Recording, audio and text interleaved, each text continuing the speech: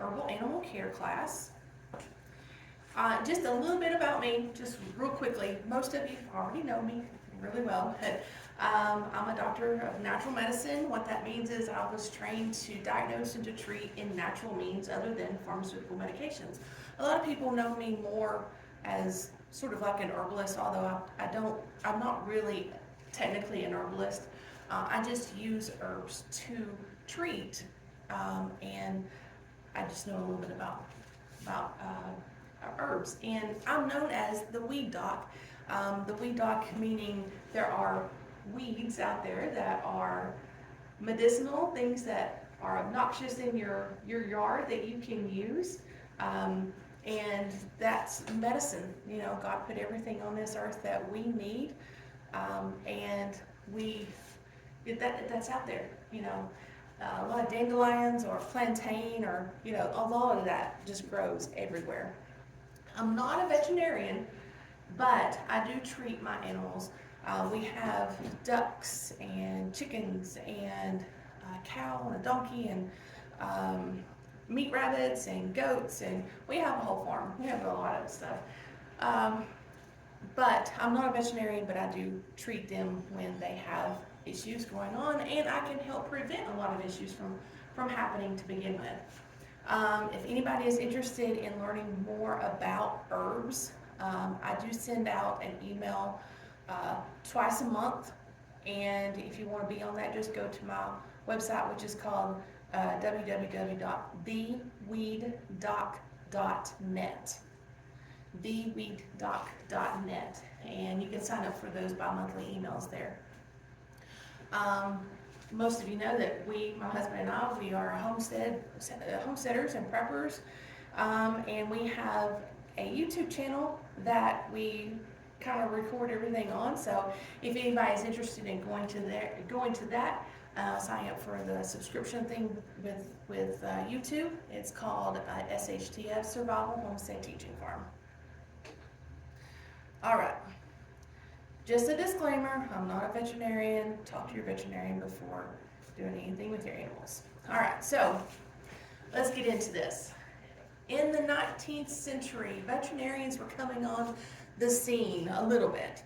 They mostly treated horses, and that's because horses were used for transportation at that time, and not really any other animals.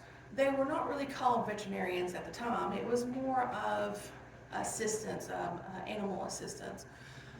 But in the 1900s, they became a little bit more popular. Other countries had education where veterinarians could go to school and become a veterinarian. And in the 1920s or so, right around that time, that's when they came to the United States. Before that, how did farmers take care of their animals? They just knew. They just knew what to do because they were raised. They knew growing up what to use, what plants to use, and what things they could do to help prevent and treat issues with their animals. There's a lot of influence nowadays on prescription medications, especially when you go to a veterinarian. You go there and they want to give a prescription medication to treat this, or just like with a medical doctor for yourself, it's the same way. Some of the reasons that you might want to go herbal is because of vet cost. I mean, you take your animal to the veterinarian, just walking through the door, you're going to be paying a very high price. I mean, it just is. It's just that way. Another reason to go herbal is maybe the livestock, on-site charges. Like if you have a big animal, like let's say a cow, you can't just pack them in your back seat and take them to the veterinarian. That ain't going to happen. So, sometimes you have to have that veterinarian come out to you on site, and so that's another additional charge. If you can find one, it's really difficult to find one to do that. Another reason is because over-the-counter medications were taken off, a lot of them were taken off the shelf back in June of 2023. So things that you were normally giving to your animals to help prevent and treat things, they took it off the market. So now you have to go to your vet and spend all that money with the veterinarian, and then, it's all this, it's never ending battle with that. Health benefits, it's so much better for your animals to treat herbally. That is the medicine God put on this earth for them and for us too. And, supply chain issues. Back in, let's say, the Hurricane Helene, there was a lot of, you couldn't get things. The things were not coming in. Or even back in 2020, when everything was going on with COVID. We had supply chain issues. What if you don't have the medication that you normally give your animals? What are you going to do then? So having this herbal knowledge can really help you. What if there's not a veterinarian to call? Like with Hurricane Helene, the cell towers were out. So what if there is not a veterinarian to call? With herbal knowledge, you can prevent and you can treat the health concerns of your animals. You need to be prepared. So, let me talk a little bit about zoopharmacognosy. Has anybody heard of that word? That's a mouthful. Zoopharmacognosy. Okay, so zoopharmacognosy is when an animal will self-select particular plants for an ailment that they have. They already know that they have something going on and they know exactly what plant to go to help them. Let's take, for example, dogs. Dogs will have, if they have an upset stomach, they will automatically know what type of grass to go to and eat that grass and how much of that grass to eat. They just automatically know that. How do they know that? Another example is chimpanzees. If they have parasites, they can go to a plant. It's called the puncture vine. It's also called the goat killer because it does kill goats or a lot of other animals. But they know that they can go to this plant and they can get all those parasites out of them. But the thing with this puncture vine is it's really teeny tiny yellow flowers, teeny tiny. If they eat any of those petals, it will kill them. They know to open it up, go right in the very center and eat a bunch of those little pits right in the very center. And they just automatically know that that's going to help their parasites. How do they know that? It's crazy, right? Another example is African elephants with arthritis. If they have sore joints and they got a little bit of pain there that's going on, they can go to the fever tree and they can eat that bark, and they just automatically know, go straight to that bark and eat it. How do they know that? That is what zoopharmacognosy is. And that's how us as humans were able to understand herbs and how they treat things for us. We watch animals, we watch them, and we know what they do, and so we took that into consideration, and that's how we know a lot about herbs for us now. So here is a slide this is just for pets, if you have pets. How many of you have just pets here? Pets, okay. What about livestock animals? Okay, we're going to talk about both, but this is just specifically for pets. If they have a maintenance issue, something that's kind of chronic going on, go ahead and give them what's listed here. Like, let's say, for example, they are 30 pounds and they have a chronic issue. You would give 1/4 of a teaspoon twice a day. But if they have a more acute issue, just go ahead and give that to them more frequently. Go ahead and do the 1/4 of a teaspoon maybe 5 or 6 times a day. And this is a slide for the livestock animals. It's the exact same thing. Just make sure that if it's a chronic issue, have a little bit lower dosage. If it's an acute issue, give it a little bit more frequently. All right, so getting herbs into animals. Some are easy, some are hard. I tell you, with goats, they will chase you down for the herbs. They love it. It's like candy to them. They want to just eat it. But I have to tell you, there's certain animals that are much difficult to get these herbs into. We're going to talk about the fresh herbs, the herbal tea, oil, poultice, salves, and tinctures. But this is just sort of a slide to kind of let you understand which one you can use internally or externally. So talking about getting herbs into animals, cats are really, really difficult. Really difficult. With them, you have to wear the proper attire. Does anybody know what the proper attire is? Sarah wears other mitts. This right here, you've got to have this.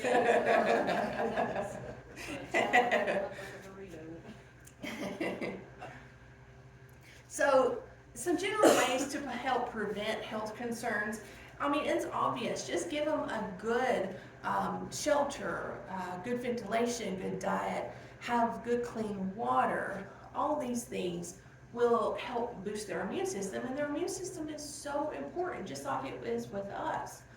The immune system plays such a huge role in preventing many health animal concerns. The prebiotics and probiotics also play a big role. Does anybody know what the difference between prebiotics and probiotics are? Okay, well, let me tell you. A prebiotic is the food for the probiotic. Probiotics are the good bacteria that's in our bodies and in our animals' bodies. They're the good bacteria. So you've got the bad bacteria and the good bacteria. You want the good bacteria to outnumber the bad bacteria. But you also want to feed them so that they are strong when they're in that battle fighting against that bad bacteria. So here's a probiotic with no prebiotic, no food, versus a probiotic with prebiotics. Which one do you think is going to be fighting those bad bacteria better? You know, the stronger one. So they need the food. Many herbs contain prebiotics called inulin, and that is something that is very much needed in animals. So if you feed a good prebiotic along with a probiotic, it ensures that the good bacteria will have something to eat along the way. So some of those prebiotics are alfalfa, burdock root, dandelion root, nettle leaf, flaxseed, and chicory. Those are really great prebiotics. Now the probiotics are more fermented foods. You can give fermented foods to your animals. Those things are like kefir, yogurt, buttermilk, sauerkraut, ginger, carrots, and beets. We eat a lot of probiotics. Okay, good. That's a good thing. So this, giving them the probiotics and the prebiotics can help prevent a lot of the health conditions. So let's go over 10 of really major health concerns for animals. These are the ones we're going to go over. Parasites, bacteria infections, respiratory disease, inflammation and arthritis, digestive issues, urinary tract issues, ringworm, mastitis, bites and stings, and wounds. The first one is parasites. Now that can be internal or external. There are all different types of parasites, roundworms, tapeworms, flukes, protozoas, a lot of different types of parasites. Now some of the herbs that you can use are listed here. We use a lot of mugwort. We grow a lot of mugwort. Now mugwort is a type of wormwood, but you need to have specifically mugwort for specific things, and it kind of helps with parasites. Wormwood does too, but you can give that to them internally, fresh, dried, either way. Use it as a tea, drench in oil down their throat, or use a tincture. But with this, you've got to make sure that you do this twice a day for 10 days, and this will help. This will help get the parasites out of their system. Now, with each of these, I have a story that goes along with this. So, here's my story with this one. This is Oopsie. This is our goat. She's a little bit bigger than this now. We called her Oopsie because she was an Oopsie. We did not know her mama was pregnant. And so we called her Oopsie.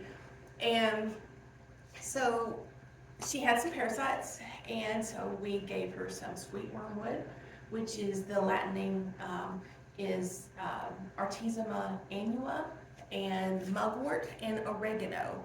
And those right there just helped get all the parasites out of her. These are great for deworming. We drenched in oil and did the 2 times a day for 10 days. She had no issues after that. All right, the second one is bacterial infections.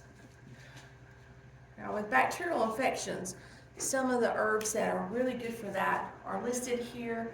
I've got a picture of gumweed flower here, the yellow flower. That's really, really great. It's actually really great for asthma in humans. But you can give these internally as fresh herbs, dried herbs, as a tea. You can drench in oil. You can use a tincture. All of these great things to get these herbs into the animals. Now, along with these, you should always give the immune boosting herbs as well. And I've listed those here. The second picture on the bottom here is the Paul de Arco tree. It can grow in this area, but I don't think I've ever seen it. Has anybody ever seen this tree? It can grow in this zone, but the bark of this is what's really great. Now, the story with this one is Fighter. Fighter was, we raised Champagne d'Argent rabbits on our homestead, and Fighter was very unique. He was, we named him Fighter for a reason. He had a bacterial infection due to fly strike. Now, fly strike is when a fly will land on an animal. It will lay its eggs, and it'll get underneath the skin, and it's gross, but the maggots will get underneath the skin, and it's really gross. But we were able to go in and debris, get those out, and then treat for the bacterial infection. We treated with all of these herbs here, internally and externally, both. So we were able to help Fighter, and he was a very special rabbit to me. All right, let me move on here. Let's go on to respiratory infections. And yes, my husband wanted me to put this picture on here. He loved this picture. Goodness. Which one? Right or left? Don't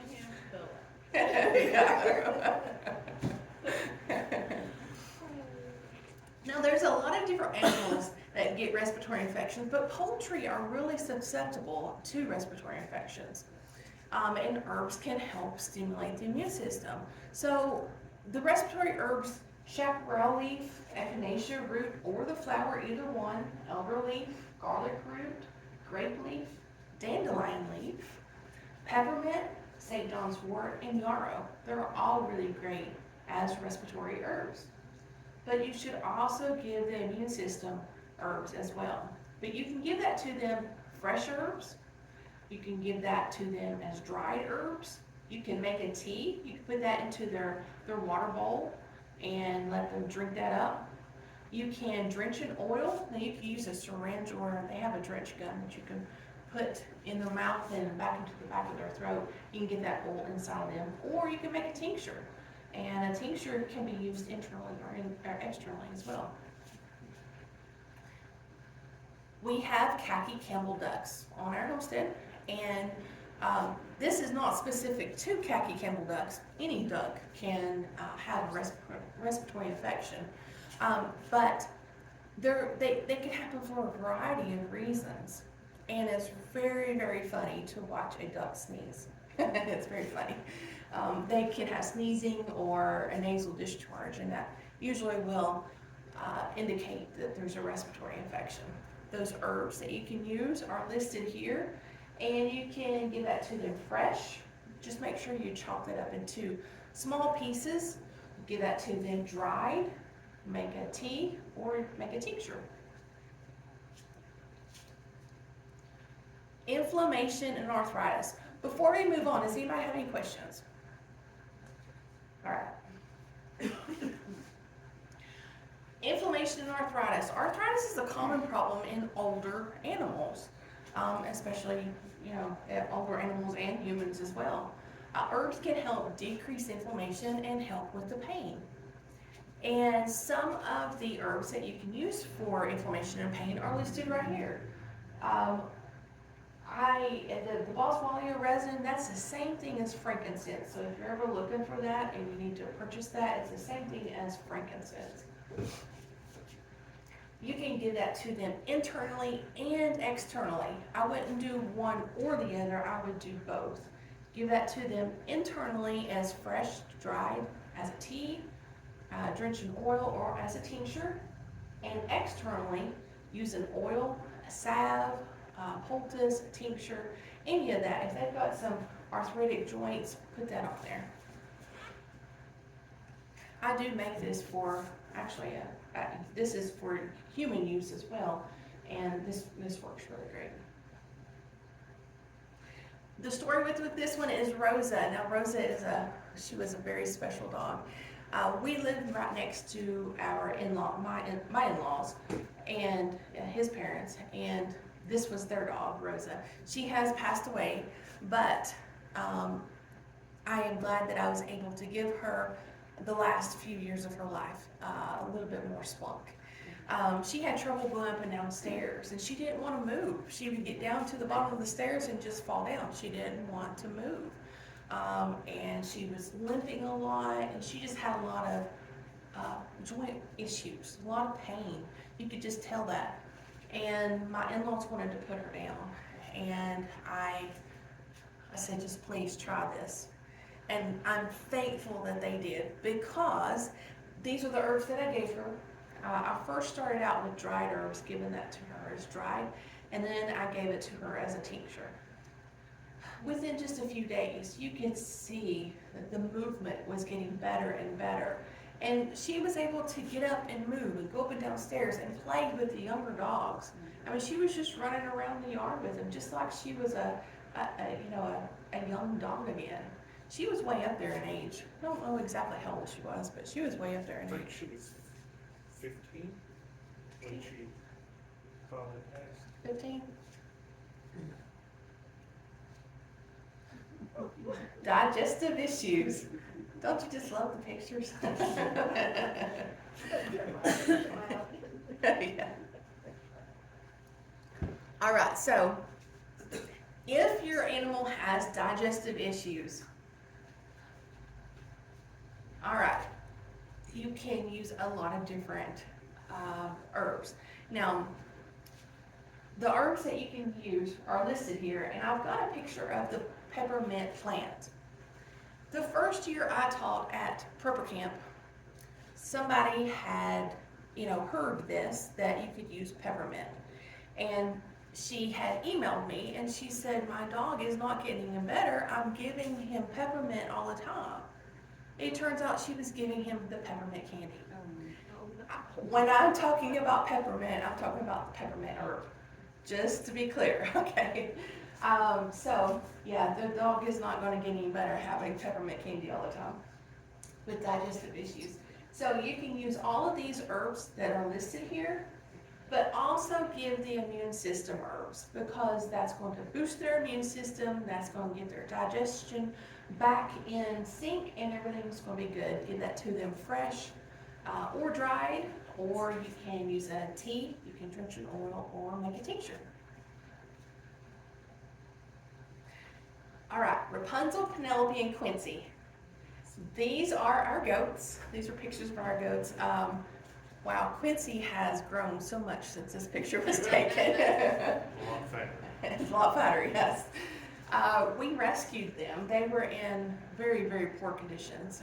They were only fed corn, and they were very, very skittish when they came to us. They didn't want to be around us. It was pretty severe.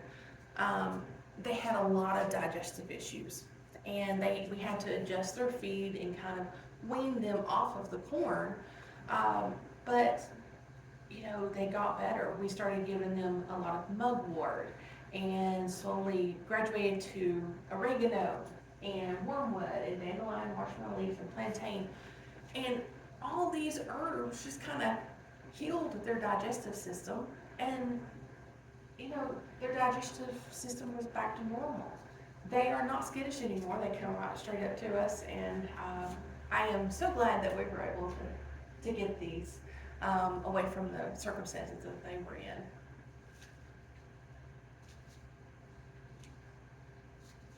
All right, urinary tract issues. Kidney and bladder problems are another area where herbs can excel.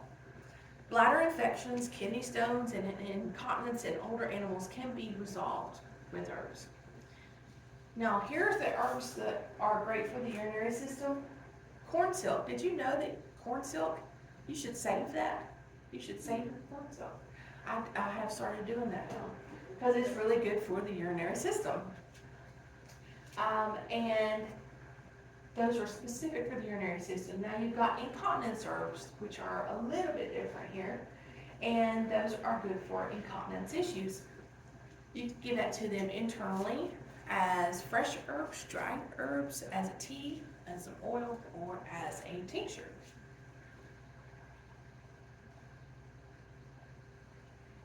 I want to talk about incontinence in older dogs for just a moment.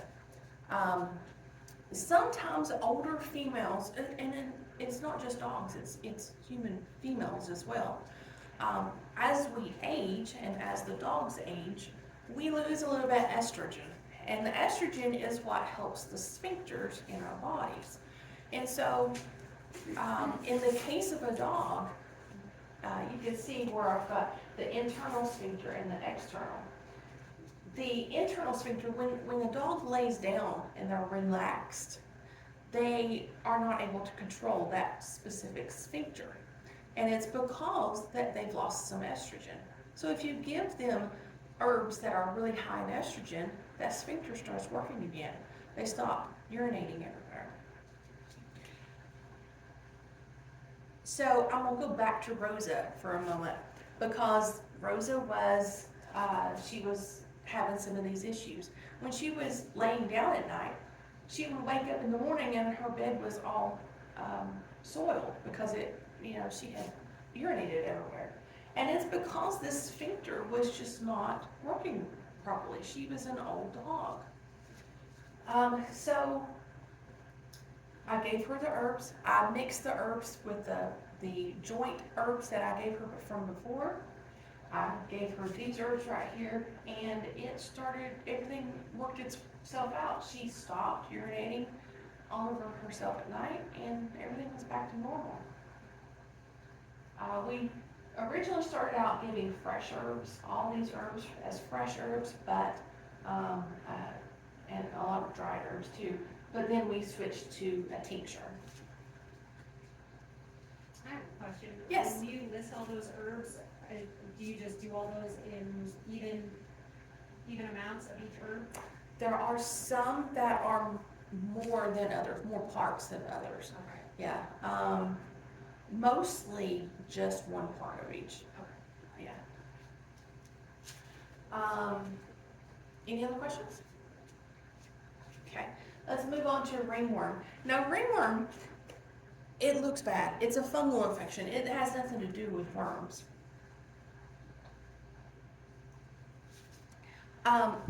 There are pharmaceutical medications that are good for ringworm, but it does really, it does a lot of damage to the liver and the kidneys. It works well, but it kind of hurts internally.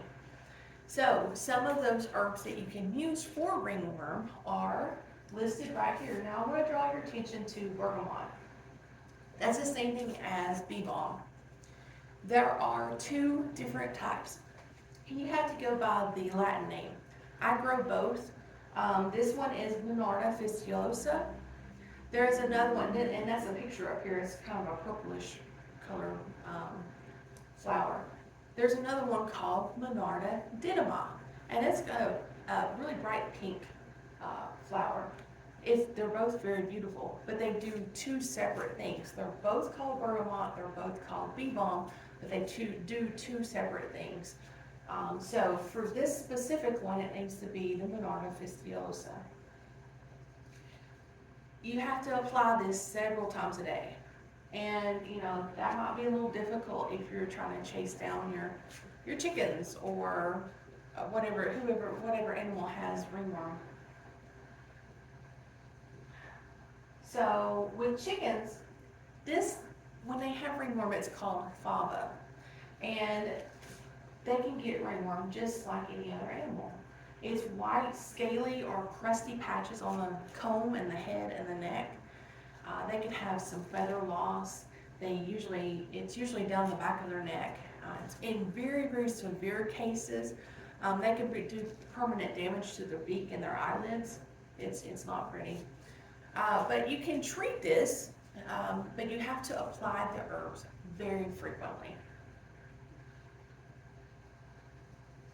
Mastitis. Mastitis is something that you have to watch out for when you have a new mother who is in milk. Mastitis is a bacterial infection affecting one or more udders. It can be one or more. It can be caused by anything outside pathogens, anything really. Bacteria can get in there and it can cause mastitis. So if you have an animal with mastitis, you need to use this internally and externally. All of these herbs right here, you mix all those up, use them internally and externally, and usually the mastitis will go away. And you don't have to resort to pharmaceutical medications to help treat that.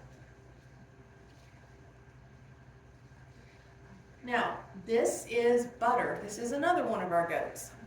This one in the very bottom here, that's Oopsie. That's when she was really, really little. But Butter is her mama. And right after she had Oopsie, then one of her udders started to swell. And normally,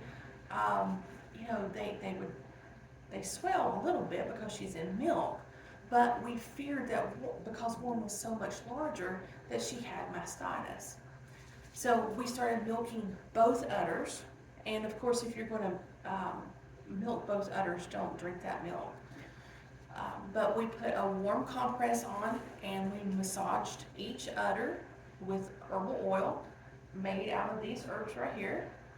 And she also ingested those herbs, and within just a few days the mastitis was gone. So that is something to keep in mind. But make sure you use that internally and externally.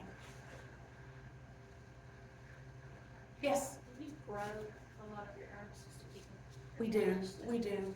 I grow a lot of the herbs, but I have to admit, a lot of the things that require, like the roots, I will purchase those. Because I'm not one that likes to dig up the plant and kill it just to get the roots, But a lot of anything that's requires the flower or the stems or the leaves or whatever, I really want to grow all those, I try to grow more and more every year.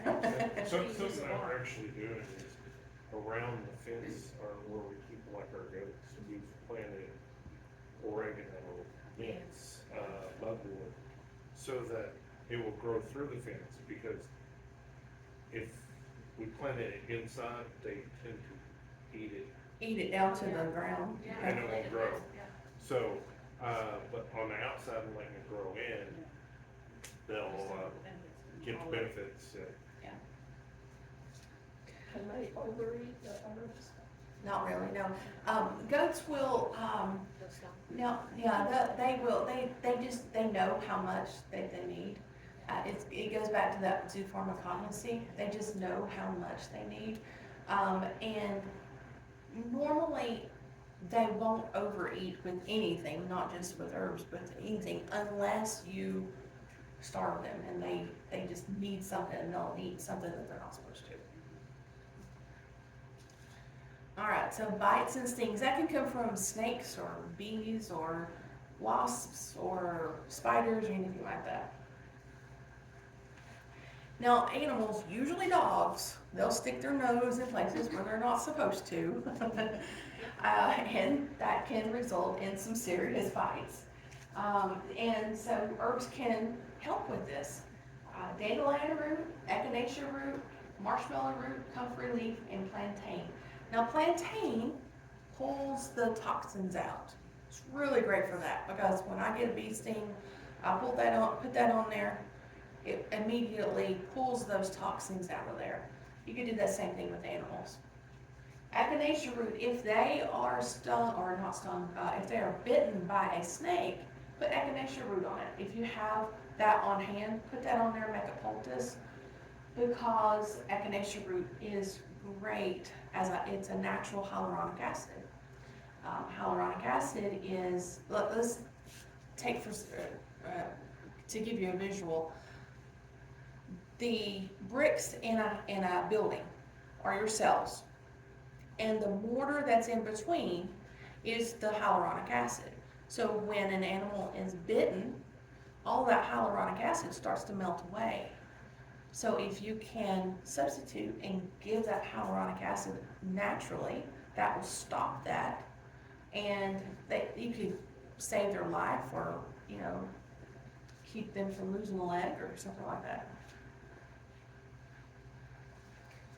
This is Albert. He is a red wattle hog, and he was bitten on the arm by a snake.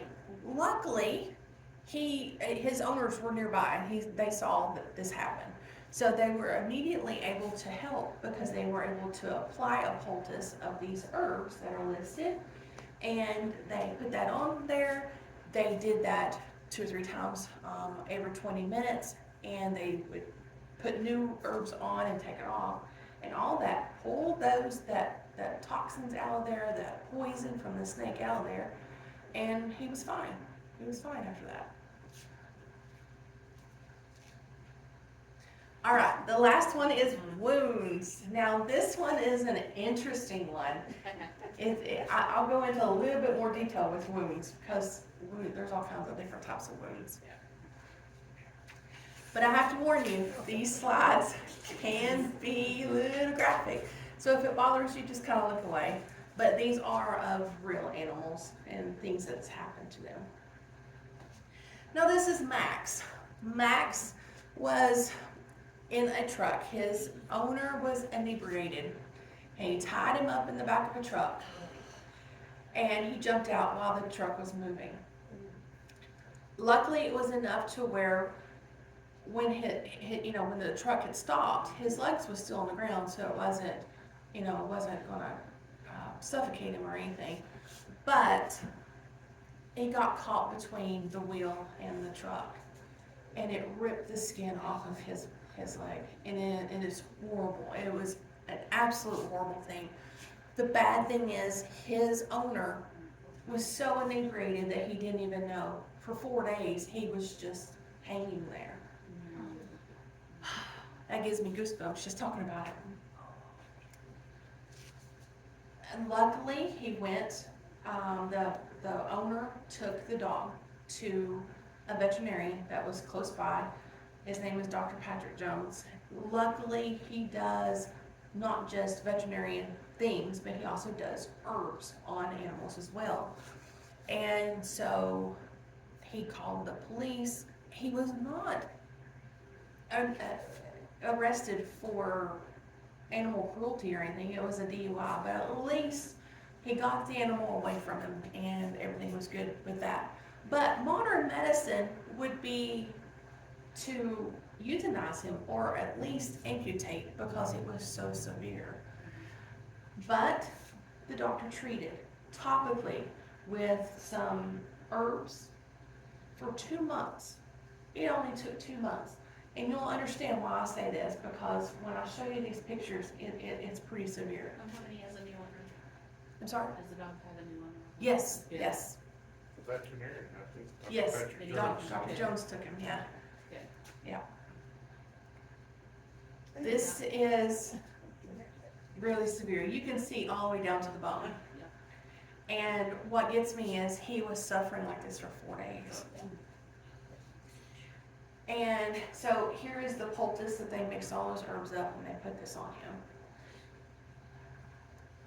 And you can see it's getting better and better.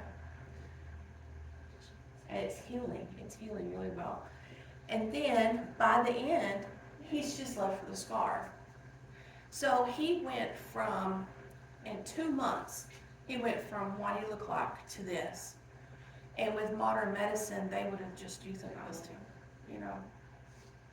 But at least he has a life now. He has a good life. He can run and play, and he has no issues at all with this leg anymore. How old was he when that happened to him? So what was it? How old was he when that happened to him? Was he a puppy or a? I am not sure about No, his he was- age. He's a little bit he was- older. Probably about 5 or 6 years. And this is Juno, and Juno, she was a little happy, bouncy, energetic dog, just loves life. And the owner was driving up to the house, and unfortunately, Juno ran under the wheels, and it fractured. Her pelvis got fractured in 4 places, but the skin on her back was completely destroyed. When I show you the pictures, it's gonna make your skin crawl. Modern medicine, of course, would be skin grafts for that part, but because of the pelvic fractures, they would probably euthanize. Juno began getting herbal teas sprayed on her. Even though she had went through this, she was still very energetic. And so they couldn't do a poultice on her. They just sprayed the teas on her. And this is what helped her. It took 2 months for her as well. And she's back to normal. But let me show you the pictures here. This is how it was when it first happened. I can't imagine the pain that dog was in. Did they treat it, the pain, treat itself? The pain, yes. Yeah, with herbal internally, and then the teas were used externally on her. Yeah. There are many different types of herbs that can be used for pain issues with animals as well. And then you can see the progression here, and now she's got a little bit of a scar, but you know, she's back to her energetic, happy self, just running around and playing. What did they do for that broken pelvis? That took a little bit more time to heal. That didn't heal in 2 months. That was set in place, and then they used comfrey, because comfrey is something that will heal bones really, really quickly. It has allotonin in it, and you could put it, even if you break say you break your arm, you put that on there and it seeps into your skin so quickly and so well that it will mend bones, and it fixes bones really well. So this is Reggie, and Reggie was curled up on a warm car engine outside. He's an outdoor cat. And unfortunately, it was, cold outside. He wanted to get warm, and the car started up. And his foot, it was the problem with this one. And you'll see when I show you the pictures. They were able to make a spring tincture. It took 3 weeks for it to heal, but 3 weeks for that. I mean, it looks pretty bad. I can't imagine the sound of that cat made, what that cat made when this happened. That's not long. Say what? That's not very long. No, That's right. no, yeah. With modern day medication, it would take a lot longer. Yeah, a lot longer. But with herbal medicines, I mean, it quickly heals. I don't think a lot of people understand how good herbal medicine can work. But that was Reggie's healing right there. These are the herbs that were used. Now, this was the external ones used and the internal ones used. The only thing that was done differently between the 3 animals was with Max, because he went 4 days without being seen or having any treatment, he developed a fever, and so he was given echinacea root every couple hours, and that helped with that because he had an infection that started. All right, so you can learn how to use herbs for your animals and possibly save their life. Just a little bit of knowledge. You know, what if you're in a SHTF situation where maybe you don't use herbs right now for you, yourself, your family, or your animals, but you have that knowledge. You can barter that knowledge. That's something that you could use. So it's really important to understand herbs and understand how to use them on your animals. I saw a post the other day about herbs, and it was saying that herbs are alternative medicine. No, they're not alternative medicine. They are the original medicine. It's what God put on this earth for us to use and our animals to use. Start your own pharmacy in your yard. You may have a lot of weeds out there right now that you can use. Or at least purchase the herbs. Purchase them, get them on your shelf. Have a pharmacy in your yard, on your shelf, wherever. Have them on hand when you need them. Learn the herbs for your animals so you can be prepared. Does anybody have any questions?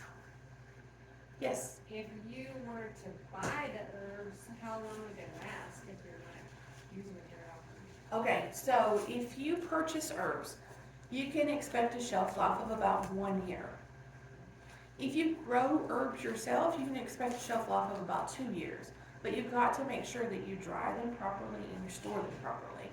Drying them 110 degrees, less than 110 degrees. 110 degree mark is when things, it break down, yeah.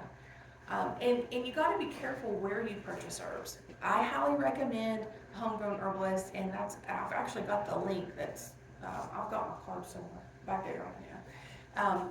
But I highly recommend them because they know how to dry the herbs. They don't go over 110 degrees, and they know how to store the herbs. If you go online to any website, you don't know how they've dried those herbs. Maybe they have sped the process up and dried them at 200 degrees. You just don't know. So yeah, you can expect a shelf life if you want to do that. Take the dried herbs for about a year. But what I would do is, if you want to store them more than a year, go ahead and make them into a tincture. Because if you make them correctly and you store them correctly, that tincture is going to last indefinitely. Yeah. And you can use a tincture internally and externally. They make a spray top that fits on top of the tincture bottle, so it's real easy just to spray that on topically.